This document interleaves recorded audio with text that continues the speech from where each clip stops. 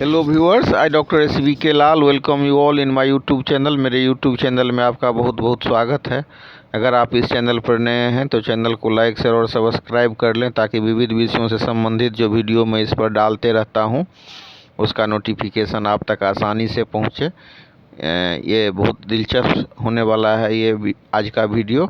आज हम इसमें जानेंगे ग्रेविटेशन एंड ग्रेविटी के बारे में जानेंगे। तो इससे पहले हम चर्चा करना चाहेंगे कि पिछले क्लास में हम लोगों ने सीखा जो प्राचीन जो महान भारतीय वैज्ञानिक लोग हुए हैं, जैसे आर्यभट्ट हुए, भास्कराचार्य हो गए, तो ये लोग जो कैलकुलेट किए थे और इनका जो कुछ वर्क हुआ था इस पर चर्चा किए थे। आर्यभट्ट ने बताया था कि प्लेनेट जो सूर्य के चारों ओर परिक्रमा करता है तो उसका पाथ जो होता है एलिप्टिकल ऑर्बिट होता है, सर्कुलर ऑर्बिट नहीं।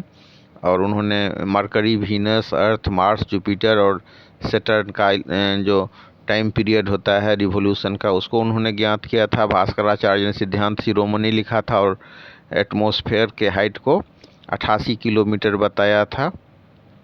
तो आज हम पढ़ेंगे, चर्चा करेंगे ग्रेविटेशन एंड ग्रेविटी पर। तो उससे पहले हम थोड़ा सा रिकैप लेते हैं। पिछले वीडियो में हम लोगों ने केप्लर्स के 3 लॉ के बारे में जाना था। फर्स्ट लॉ है every point moves in elliptical orbit at one focus of which sun lies. Second law है the radial line from the sun to the planet covers equal area in equal time. और third law है the square of the period of revolution of the planet is proportional to the cube of the average distance of the sun from the planet. If the time period be t and r the average distance between the sun and the planet, then t square is proportional to r cube. और इसके बाद हम लोगों ने निकाला था Newton's law. Kepler साहब जो है ये न्यूटन साहब जो है केपलर के लॉ का अध्ययन करके उन्होंने निकाल दिया था न्यूटन्स लॉ ऑफ ग्रेविटेशन। तो हम जानते हैं कि Newton's conclusion from Kepler's law, तो इसके बारे में भी हम लोगों ने जाना था। अब हमने चर्चा किया था पिछले वीडियो में कि Newton's law of gravitation in the universe any two particle attract each other, this force of attraction is proportional to the product of the mass of the particle and inversely proportional to the square of the distance between them. तो अगर एक वस्तु, हम 2 वस्तु लेते हैं, एक वस्तु है ए और दूसरा है बी, और ए का मास अगर m1 है और बी का मास m2 है, तो दोनों के बीच में जो फोर्स लगेगा वो हो जाएगा F is proportional to m1 m2, और ये inversely proportional to r square हो जाएगा। तो इस तरह से हम लिख सकते हैं F is proportional to m1 m2 upon r square, और फिर एक कांस्टेंट से हम इसको गुना करेंगे तो ये हो जाएगा F बराबर g m1 m2 upon r square. तो इस तरह से हमने न्यूटन के लॉ को समझा था, Newton's law of gravitation. And if m1 m2 बराबर 1 एंड r बराबर 1 then g is equal to f। Capital G से हम यूनिवर्सल ग्रेविटेशनल कांस्टेंट को इंडिकेट करते हैं। तो हमने इसको समझा था। इसके बाद अलावा हमने थर्ड लॉ ऑफ केपलर से न्यूटन्स लॉ ऑफ ग्रेविटेशन को भी प्राप्त किया था। इसके बाद हमने चर्चा किया था इनर्शियल एंड नॉन इनर्शियल या मतलब ग्रेविटेशनल मास के बारे में। तो Newton second law of motion से हम जानते हैं F बराबर ma, here the mass m measures the inertia of the body offered against the action of the force and we can call it inertial mass mi। तो inertial mass अगर mi है तो हम लिख सकते हैं F बराबर mi a, और F the gravitational force on the object due to earth whose mass is me is given by F बराबर g mg me upon re square.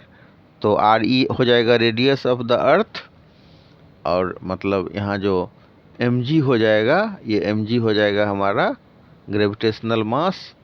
और if the object allowed to fall freely then by Newton's second law mg बराबर g mi me upon re square, और mi upon mg बराबर g me upon g re square. तो mi क्या हो गया? तो mi हो गया इनर्शियल मास, और mg क्या हो गया? तो mg हो गया हमारा ग्रेविटेशनल मास। इसके बाद हमने evidence of equivalence of two masses में हमने देखा था कि सिंपल पेंडुलम के लिए t बराबर होता है 2π√L/g, but if the two masses were taken to be different, then we would have obtained the following expression for the line period of the pendulum. तो ये हो जाएगा हमारा t बराबर 2π√MIL/mg into g. तो mi and mg are the inertial and gravitational mass of the pendulum. अब इसके बाद हम चर्चा करते हैं ग्रेविटेशन एंड ग्रेविटी का। तो ग्रेविटेशनल फोर्स क्या होता है? कोई भी दुनिया में दो वस्तु के बीच में जो आकर्षण का बल लगता है, जिसको हम लिखते हैं F से अगर डिनोट करते हैं तो F बराबर Gm1m2/r² होता है, तो ग्रेविटेशनल फोर्स होता है।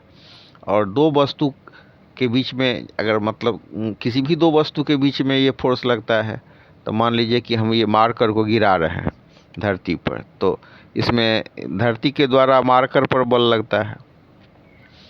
तो धरती के द्वारा जो मार्कर पर बल लगता है तो ये हो गया force due to gravity.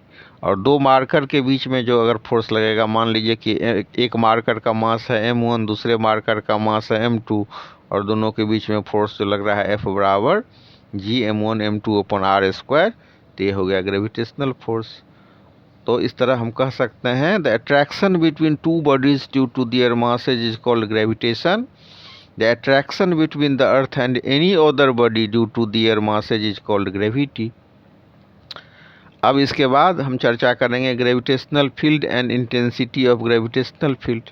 The space round about a particle up to which the attractive force of particle acts is called gravitational field of the particle. It seems from definition that gravitational field due to a particle extends up to infinity, but in practice it is not so. The gravitational field due to a particle is limited.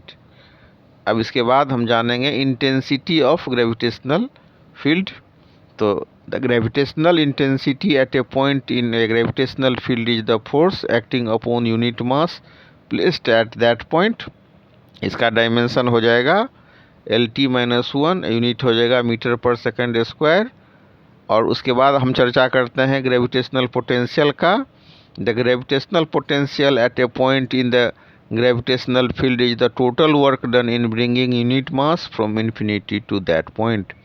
अनंत पर जो स्थित हमारा मास है, उसको उस बिंदु पर जहाँ पर हमको पोटेंशियल निकालना है, तो लाने में जो कार्य करना पड़ता है वही होता है ग्रेविटेशनल पोटेंशियल। अब इसके बाद हम देख रहे हैं कि gravitational potential due to a mass m at a distance r। यहाँ पर हम एक पॉइंट लेते हैं, ए पर है मास m। अब इसको हम तो ये अनंत पर लाने में जो कार्य करना होता है, work done in bringing unit mass from infinity to that point, अनंत से इस बिंदु तक लाने में जो कार्य करना पड़ता है वही होता है gravitational potential due to a mass m at a distance r। तो मतलब अनंत ये ग्रेविटेशनल पोटेंशियल का परिभाषा ही होता है कि the gravitational potential at a point in the gravitational field is total work done in bringing unit mass from infinity to that point. यहाँ पर हम क्या कर रहे हैं, gravitational potential due to a mass m at a distance r दूरी पर हम एक पॉइंट P है, वहाँ हम पोटेंशियल ज्ञात कर रहे हैं। तो let a body of mass m be situated at a point A at P a point at distance r from A, expression for gravitational potential has to be obtained. अब इसके लिए हम क्या कर रहे हैं, तो हम इसके लिए let there be a unit mass at the point P, let the line AP be extended to infinity, Pn is a point at infinity, between P and Pn we are taking several points P1 P2 that are so on Pn-1। अब इसको जो हम यहाँ पर potential जो निकालेंगे तो ये हो जाएगा हमारा Gm/r इंटू r1। अब इसके बाद हम इसको कैलकुलस मेथड से भी निकाल सकते हैं। अब हम निकालते हैं relation between gravitational potential and gravitational intensity. तो ये होता है F बराबर D V upon D R. तो हम कह सकते हैं hence the gravitational intensity at a point is the differentiation at potential. अब हम लास्ट में निकाल रहे हैं potential and attraction at a point due to the a thin spherical cell.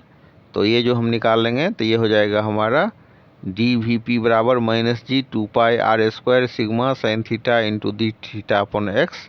और ये जो हमारा डी वी पी है इसको इंटीग्रेट करेंगे तो ये हो जाएगा integration over d V P बराबर integration over -g² 2πr sigma upon r into d x. तो इस तरह से हम इसको निकाल सकते हैं। इसमें पूरा कैलकुलेशन हमने